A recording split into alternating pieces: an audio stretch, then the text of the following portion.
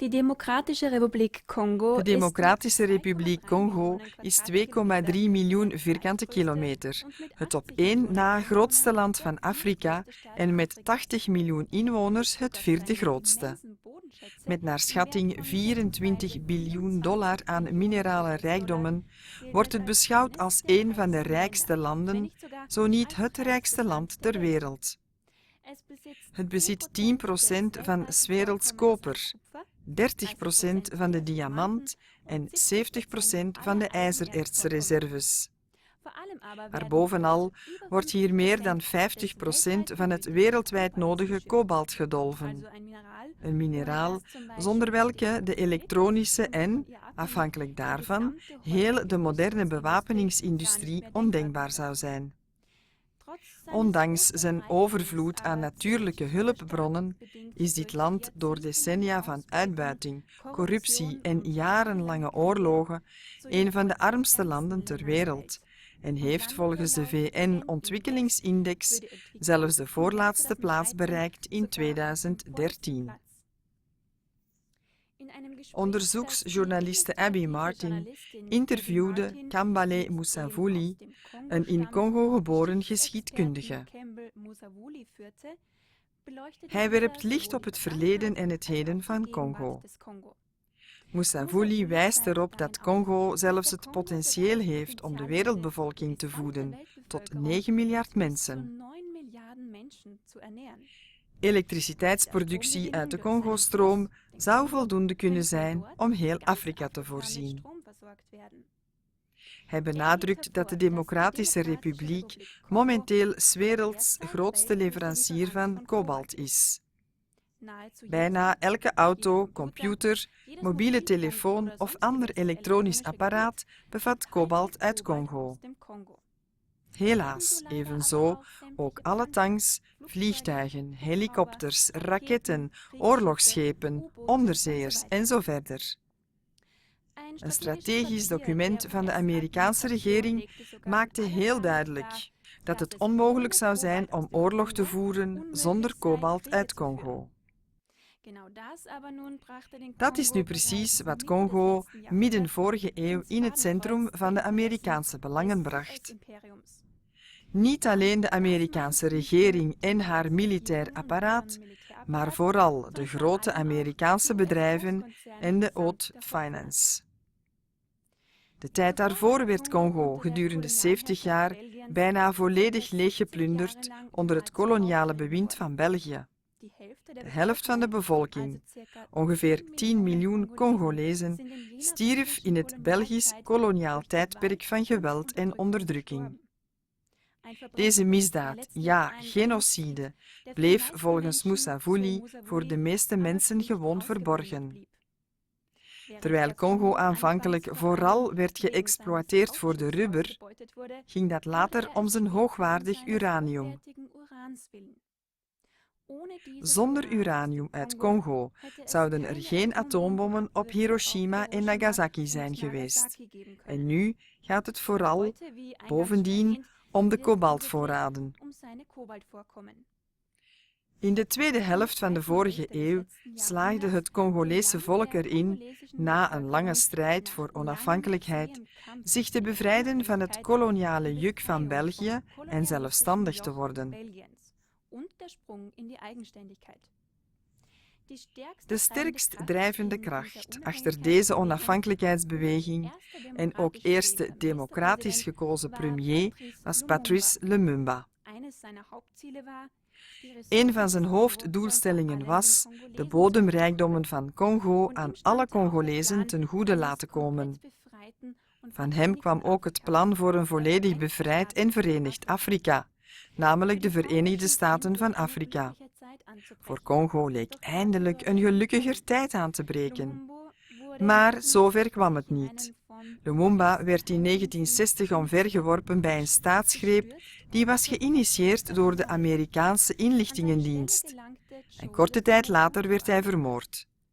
In zijn plaats kwam Joseph Mobutu aan de macht, een door de CIA gesteunde dictator en loyaal aan de VS. Daarmee begon een nieuwe fase van koloniale overheersing, maar dit keer onder Amerikaans juk.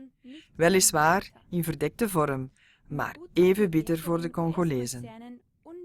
Mobutu verleende Amerikaanse bedrijven onbeperkte toegang tot de Congolese grondstoffen. En zo werd het land ongehinderd verder geplunderd. Toen Mobutu niet langer functioneerde zoals de Amerikaanse kartels het wilden, werd ook hij opzij geschoven. Er volgden verschillende, telkens door de VS gecontroleerde burgeroorlogen, waarbij ongeveer 6 miljoen Congolezen werden gedood. Tot op heden heeft Congo nog steeds niet de vrijheid die zijn eerste democratisch gekozen premier, Lumumba, bijna 60 jaar geleden met zijn onafhankelijkheidsbeweging voor een korte tijd had bereikt. Conclusie. Dit modern Amerikaans kolonialisme gebeurt in heel de wereld en volgens hetzelfde patroon. Een land geraakt in het vizier van het Amerikaans imperium vanwege zijn hulpbronnen, strategische locatie of gewoon omdat het tot een hinderlijke concurrent wordt verklaard. Vervolgens wordt het gedestabiliseerd door gerichte, maar meestal verborgen terreuraanslagen of andere acties, geïnitieerd door inlichtingendiensten. Bovendien wordt het doelland onverwachts overvallen met bloedige rellen, met als doel de regering omver te werpen en te vervangen door een regering die door de VS wordt gecontroleerd.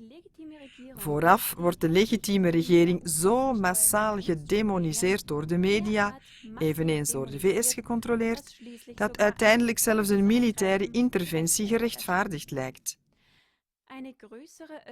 Doordat de media deze massale mensenrechtenschendingen verzwijgen, blijft een publieke verontwaardiging uit en kan de VS haar agenda ongehinderd verder uitvoeren. U kunt deze zending verspreiden opdat het geweld en de onderdrukking, zoals die in Congo en andere landen, niet langer verborgen blijft voor de mensen. Nu volgt het interview van Abby Martin met Congo-expert Kambale Musavuli. Abby Martin met dem Congo-experten Campbell Musavuli führte.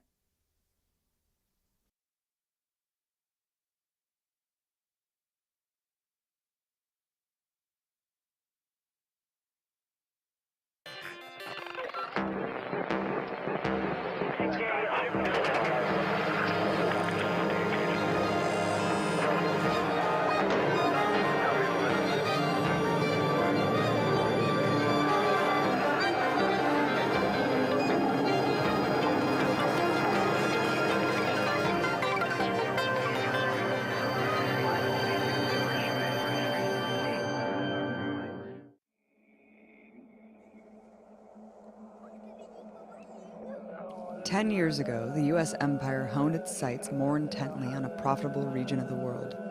The continent it once ravaged as a captain of the slave trade. A new massive military command, AFRICOM, was born. AFRICOM covers 53 African countries, including surrounding islands and all oceans. It consists of 4 main components, all with interesting names: U.S. Army Africa, U.S. Naval Forces Africa, U.S. Air Forces Africa, and U.S. Marine Corps Africa. Although most U.S. military presence on the continent has been under the auspices of humanitarianism, AFRICOM officer Rick Cook admitted that the U.S. has been at war in Africa for years. Its footprint includes an array of drone bases, camps, and compounds carrying out the American tradition of training and arming proxy militaries responsible for flagrant human rights abuses and a variety of black ops. Far from a low-intensity war on the continent, AFRICOM averages several missions every single day. Every empire has longed for ownership of Africa for the same reason: its unimaginable treasure of minerals and raw materials. Much of that buried wealth is concentrated in Africa's south, in the Democratic Republic of the Congo.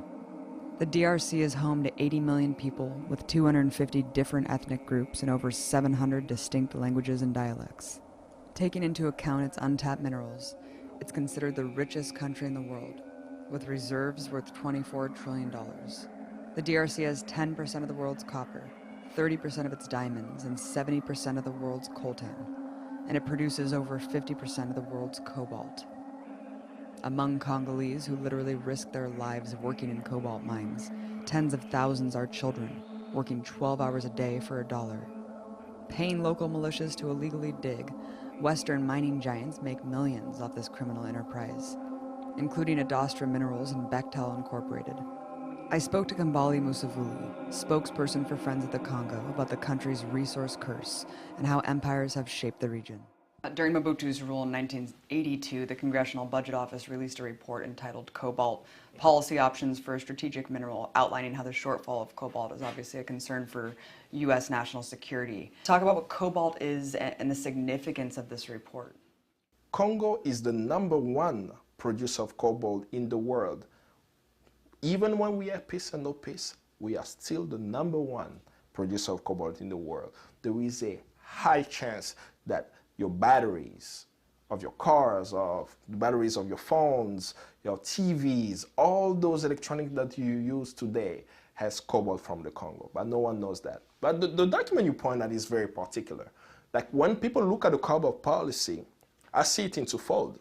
The first vulnerability, the reason why they created the cobalt policy is because there was shortage of cobalt in Congo. This was caused by a rebellion. There was a rebellion in the late 70s that disrupted the exploitation of cobalt in the Congo. And that made people worried in the United States.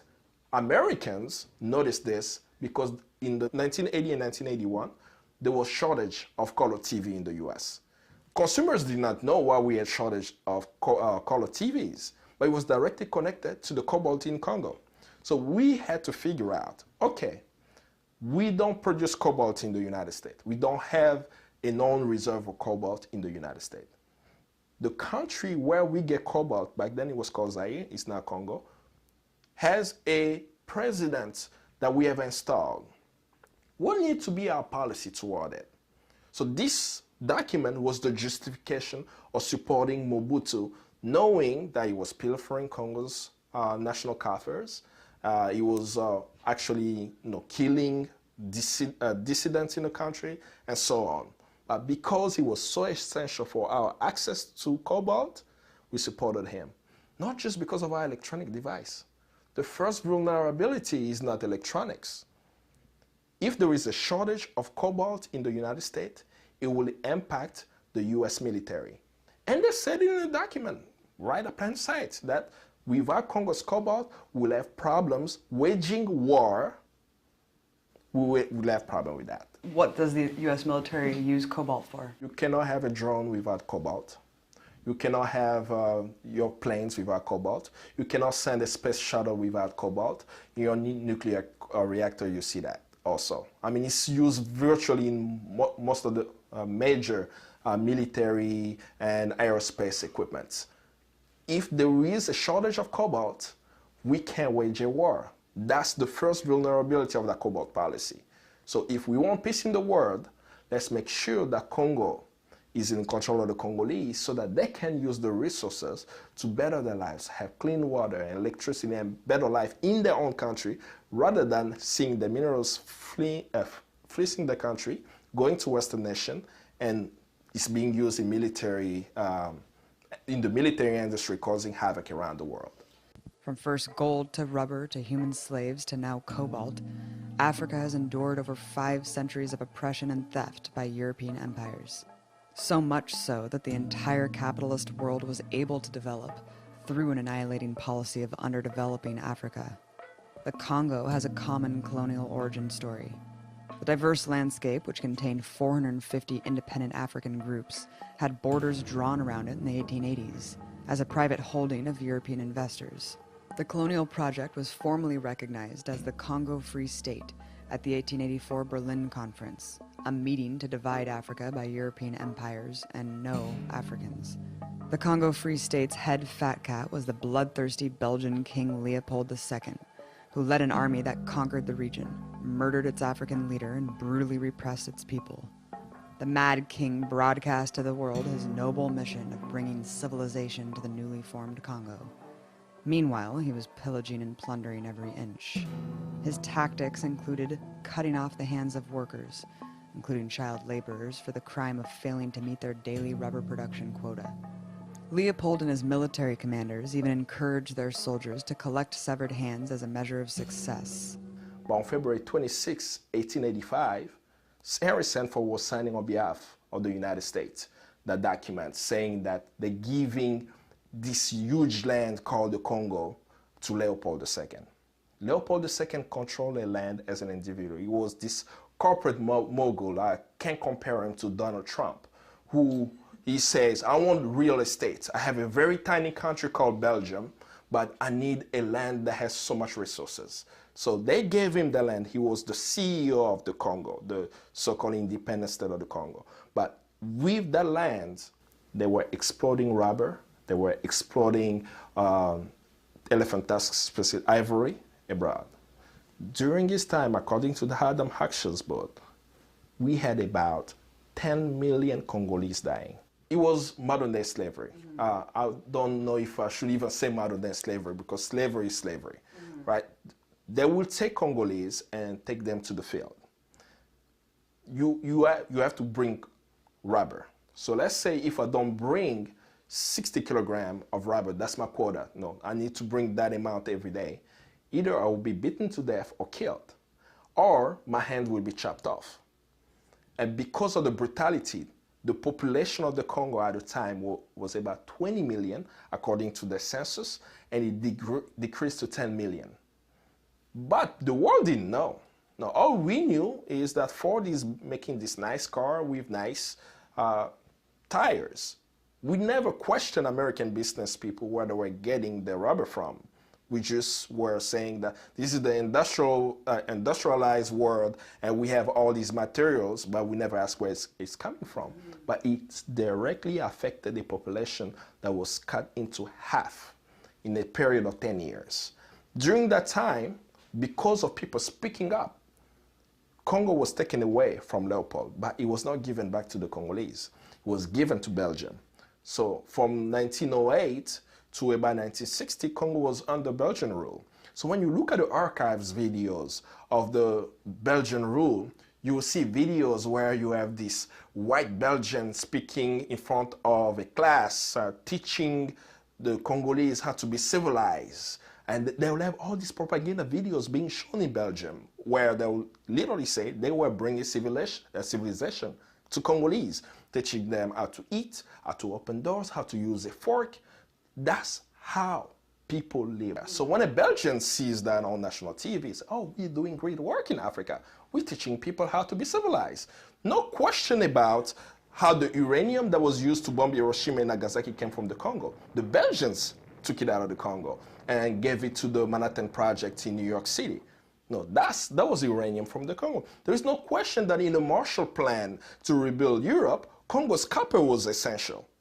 They were not treating them as citizens or even human beings. That's what caused it, not just in the Congo, but across the continent through the colonization period, people to rise up. Because we say, wait a minute, I'm a human being. Why am I not being treated as a human being? So many Africans, specifically in the Congo, many young Congolese rose up. That's how Patrice Lumumba rose to prominence. Prime Minister Lumumba was part of a breakthrough period for the never-ending resistance to colonialism. In the 1940s through the 80s, colonized peoples all over Africa formed political parties, waged battles for self-determination, and expelled their European overlords. From Angola to Guinea-Bissau to South Africa, independence movements inspired oppressed peoples everywhere. The DRC was no exception. Che Guevara even risked his life on the battlefields to aid Congolese liberation. After almost a century of that colonial rule from Belgium, in 1960, Congo chose its first democratically elected leader, Patrice Lumumba. Talk about the struggle that made this happen and the significance of Lumumba's victory. Patrice Lumumba is a glitch in the empire. That's the way I look at him. He was also among the elite, if you may say, the elite Congolese, meaning that in Congo, you couldn't study after 8th grade under colonial rule. So literally after 8th grade, you're not getting an education. And then you take a test where they give you a card saying that you're a civilized person. So they actually had the cards that say, no, civilized card, that they will say you are civilisé, as they say that. With that card, it allows you to go downtown, to be able to drive, to go to movie theaters. because you couldn't end up downtown in all these Western stores without a car, you'll be arrested. So Lumumba was amongst those who had that access. But he understood something very fundamental, which was not part of the elite class. He understood that we didn't control our land. So he took the voice of the villagers who were saying what we say, likambo ya mabele, the problem of land, sovereignty, and took it to prominence. He understood the importance of Africa being united. He understood the place of Congo in the unity of Africa. So he speaks, and he was asking for immediate independence, that there is no reason why a Belgian person should be in the Congo beating Congolese on their own soil and treating them as inhumane. I said, we are adults, we can control our own country. In 1958, a 34-year-old Lumumba spoke at an international Pan-African conference hosted by the Prime Minister of newly independent Ghana, Kwame Nkrumah. There he talked about the national aspiration of emancipating Congolese from the boot of colonialism. During the Pan-African Congress, Kwame Nkrumah created the plan of a United States of Africa. Guess where was the capital? The capital was Kinshasa. Back then it was called Leopoldville. And they understood that if Congo is free, Africa will be free, because they saw the Congo with its resources as the heart that will spread its energy across the continent. The Congo River that can provide the electricity to the whole African continent. We know that, but it has not been exploited. The arable land, Congo has the potential to feed the whole entire world until 2050, when the world's population is 9 billion people. And Africans are not even getting access to food. And all these resources Congo had, Lumumba had the mission to go make sure that the Congolese can be independent and use it at the benefit of the Congolese and, of course, the African continent as a whole. But it was a threat to Western powers. Lumumba made it clear to Western powers that if he was elected, he was in control of the Congo, he will make sure that the resources of the Congo are benefit the Congolese people. I wanted you to also explain how in 1965, of course, Lumumba was deposed by a Western-backed coup, replaced by anti-communist military dictator Mobutu Seko. What forces made this happen? The United States. Effectively, after Patrice Lumumba won the elections of May 1960, within a few weeks of him being in power, he was deposed. Within months, he was assassinated by the CIA on January 17th, 1961.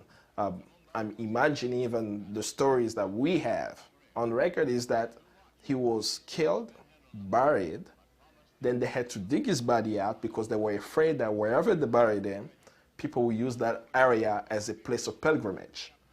And then they chopped his body off to pieces and put it in acid and made sure that there was no remaining of Patrice Lumumba. He was a democratically elected leader of a country, assassinated simply because he wanted the resources of his country to benefit his people. But after the killing of Lumumba, we saw this accession to power of Mobutu Seko, who was supported by the CIA. Like, what's beautiful sometimes, it's kind of a contradiction in the United States, right? You do these things in the dark. After 50 years, you can disclose the official documents. And when we read the records of the 60s that's been 40% made available now, we see how much money we put forward to support a dictator that we installed in the Congo for 32 years. From 1965 to 1997, Mobutu was supported by the West until the United States decided that they do not like him anymore. He doesn't serve the interests of the West, just as they did with Saddam Hussein. They decided to support a coup, a military uprising, not led by Congolese, but led by US allies, Rwanda and Uganda. The United States supported the invasions of the Congo in 1997 to topple the regime of Mobutu, which now, because of the military action, he has taken the lives of over 6 million Congolese. What was the main force driving this ongoing genocide, and what role does Rwanda have to play in it? And we have to contextualize it too. Who was the president of the United States in that time? Bill Clinton was the president of the United States. during those invasions. So when you see Bill Clinton as the President of the United States with a National Security Council office making decisions on the way forward for Africa, those were the decisions that he had to make. He had to make a decision on the Rwanda genocide in 1994. He had to make a decision on Somalia, the so-called Black Hawk Down, and he had to make a decision on the Congo. All three decisions were a disaster, all of them. And I still remember when Black Hawk Down happened. I was young back then, speaking to people that didn't understand why Somalis were shooting at American soldiers. I say, you are an invader. That's why they're shooting at you. If you are not there, you'll not be shot. So that's the reality. But now to go to the Congo, Bill Clinton and his staff at the time, Susan Rice and others, they created these Entebbe principles, which coming out of those principles, they were speaking about the so-called Renaissance leaders of Africa. They chose African leaders saying, this is the new wave. Coming out of the Cold War, the wall of Berlin has fallen, Africa needs the new kind of leaders. Mobutu was our Cold War agent. Now, Mobutu, the president of Congo back then, Zaire, allowed the United States to have unfettered access to Congo's resources. But when the wall falls, you don't need Mobutu anymore. So let's reshape the region. In 1997, in order to remove Mobutu, the United States decided to support their allies, Yoweri Museveni in Uganda and Paul Kagame in Rwanda, in their invasions of the Congo. They were successful at toppling Mobutu, but they installed a leader named Kabila, Laurent Kabila. Western business interests and politicians put in power the father of current President Joseph Kabila, rebel leader Laurent Kabila. The chairman of American Mineral Fields was even gracious enough to openly financially back his rebel forces fighting Mobutu. In exchange for their investment, the senior Kabila promised them a $1 billion mining contract. Laurent Kabila was brought to power during the deadliest war in modern African history, with mass killings and widespread atrocities involving 9 African countries.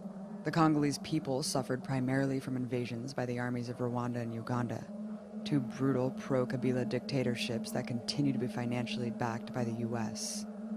The second invasion of the Congo was so terrible that even my family, we had to flee. We left in August of 1998. But what continued after, which is really a scar to the human conscience, that millions of lives died. But how did they die? So you have foreign troops on the ground, terrorizing population, killing them, burying them alive. In 2001, Laurent Kabila's son Joseph seized power after his father was assassinated. He's now grasping to hold on to power during a bloody civil war. So Joseph Kabila has been president of the Congo since 2006. A presidential election set for November of this year, 2016. But everything he's done, it looks like he's actually going to extend his terms and violate the Constitution. What will happen to the DRC if he does do that? The hope is a revolution, but we have to also take a historical look of how long he's been around. You know, in 2001, his so-called father was assassinated. Congo is not a monarchy, but he ascended to power. So there is always a question of how did he become the president of Congo in 2001. So as he was installed, Western nation recognized him as the president of the Congo. He stayed there till the official election in 2006. So he's been there for almost over 15 years in power. But in 2006, there was hope that Congolese will decide. There were 2 top contenders, Joseph Kabila and Jean-Pierre Mbemba, who is currently at the International Criminal Court, facing charges of crimes a quote-unquote committed in Central African Republic. But at the end of the elections, Kabila was declared the winner. There was an uprising in Congo. This is actually the first time in history where Western diplomats were bombed in a bunker in Congo. So he almost killed a dozen diplomats because he was afraid that the West shifted. But of course, there was no accountability after that. All Western nations banked on Kabila. The reason why they banked on him, they saw him as a leader they could control to get access to Congo's minerals, during his power, you can see that many mining contracts have been signed that didn't benefit the Congolese people. And the International Crisis Group actually noted that in 2007, Western nation banked on Kabila because they felt this was our guy, that we can control. So in 2011, which was the second official elections, according to our constitution, that election was also rigged. In some areas, Kabila won by over 100%. Numerous election monitoring bodies, including the Carter Center, called the results illegitimate. The U.S. wavered for 3 months amidst mass protests before officially recognizing Kabila as president of the DRC. Constitutionally allowed only 2 terms, his recent move to delay the upcoming election with a nationwide census was met with fierce opposition. When it was voted into the parliament and now moving into the Senate, the youth of the Congo took it to the streets. They were watching what the politicians were doing, and they took it to the streets and they shut down a city of 15 million people. Young Congolese from, I'll say, 15 to 20 some years old, who were watching the political scene. So for 2 straight weeks, they were protesting, facing the police, saying no to the change of the constitution. Scores were killed. The official numbers are that there were 42 people who were killed. But when we look at the fact on the ground, in March of the same year, last year, we found, even the locals, the United Nations, found a mass grave in Kinshasa with 425 bodies. For decades, the empire has employed and backed such brutal tactics. But with changing times comes changing strategies, including a deceptive presentation of its role there. From Cuba to the Congo, the U.S. and its minions have invested into youth resistance movements in order to co-opt their country's futures. What is the role of USAID and the Young African Leadership Initiative? Young African Leadership Initiative was created in 2010. It was almost as a response to, from Obama to African leaders. 2010, many African countries celebrated their 50 years of independence. He wanted to show an image that I'm not supporting these strong men, I'm going to support the youth. So it was this image of bringing young African youth leaders here to say that you are the future leaders of your country. But the problem with it is it has created an elitist group, unfortunately. You are bringing young African leaders here, connecting them with institutions in the United States, teaching them American politics. So I met one of the youth in 2010, and the individual was sharing with me how they spent their whole day studying federalism.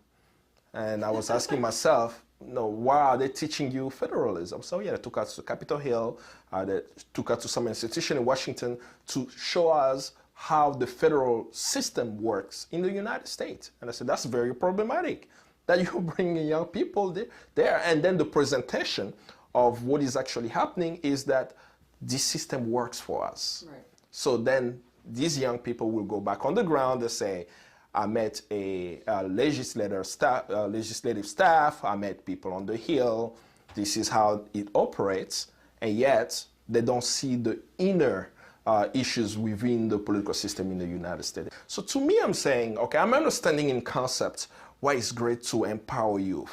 But when the United States government is having a network of 100,000 young African youth leaders, that's problematic. Because if China has a network of 100,000 young Americans, Americans will speak up. I said, I have concern that this country is doing such and such, because we're not talking about an NGO, we're talking about the United States government. Half of the Congolese population is under the age of 18, and the majority of them are Congolese women. So we know for any change in the Congo to happen is going to happen through the youth and through the women. So when you see that potential happening, and you are the United States government, you know that your interests are at stake, that there will be new leaders in the Congo who are not connected with you, who may make decisions beyond your interest. So you want to make sure that right now you are already embedded with those youth leaders. And this is a repeat of history, because the United States played the same card in the 1960s. What is the solution to all this? How can we build solidarity from within the empire to help Congolese take control of their own resources. American people can help by having a true and real democracy. Because the empire has so many tentacles. We can be successful in the Congo in having a revolution and changing the country. But that doesn't mean that that's going to be the case for Chad, that's going to be the case for Afghanistan, and other places around the world who want to have a better life, a better opportunity. It all starts here.